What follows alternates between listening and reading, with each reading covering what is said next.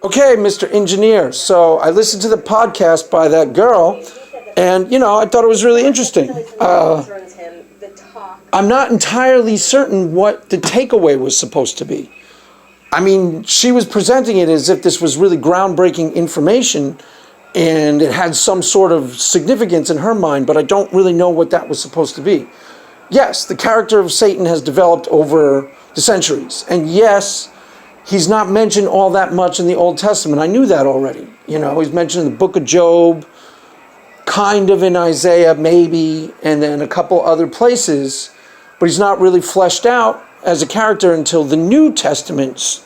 And the New Testament has a lot more to do with our common everyday imagining of who Satan is. But even more than the New Testament, I don't even remember if she mentioned Paradise Lost and Dante's Inferno.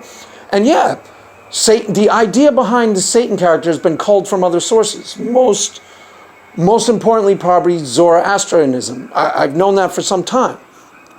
It's interesting. I liked the podcast and it was interesting to listen to, but I'm not entirely sure what the significance of it was. She seemed to imply that this was some sort of really groundbreaking information. Most of the stuff she said I already knew.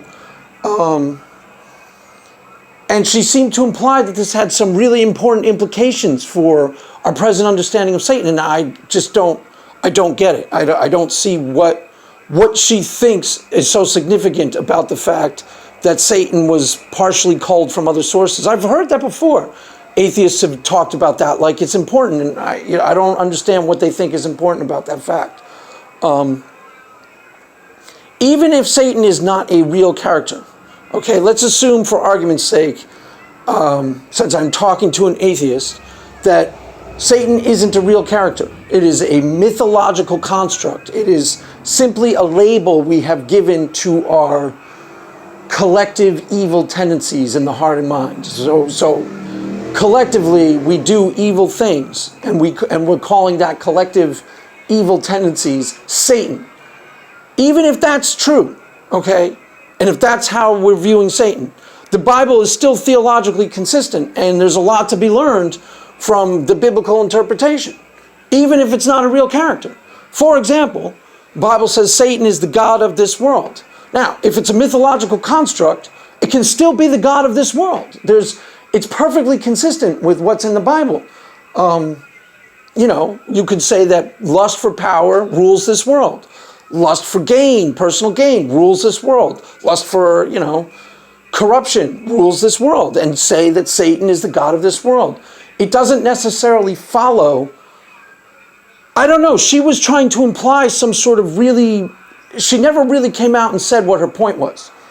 Other than, like I said, I thought her stuff was interesting, but I'm not really sure what I was supposed to take away from it.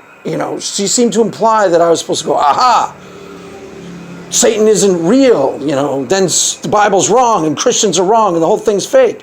That seems to be the takeaway of a lot of atheist things. They find information about, in the Old Testament or information about things, and then their information is sometimes valid, but they use it to force a conclusion that doesn't necessarily follow from the information.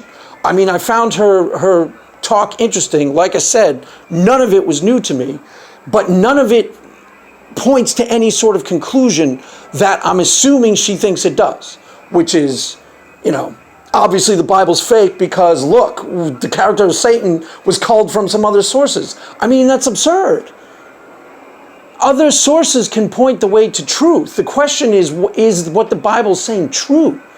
And the question isn't completely and 100% inerrant, which I don't necessarily believe that it is. It's fairly obvious that I'm not a complete fundamentalist literalist.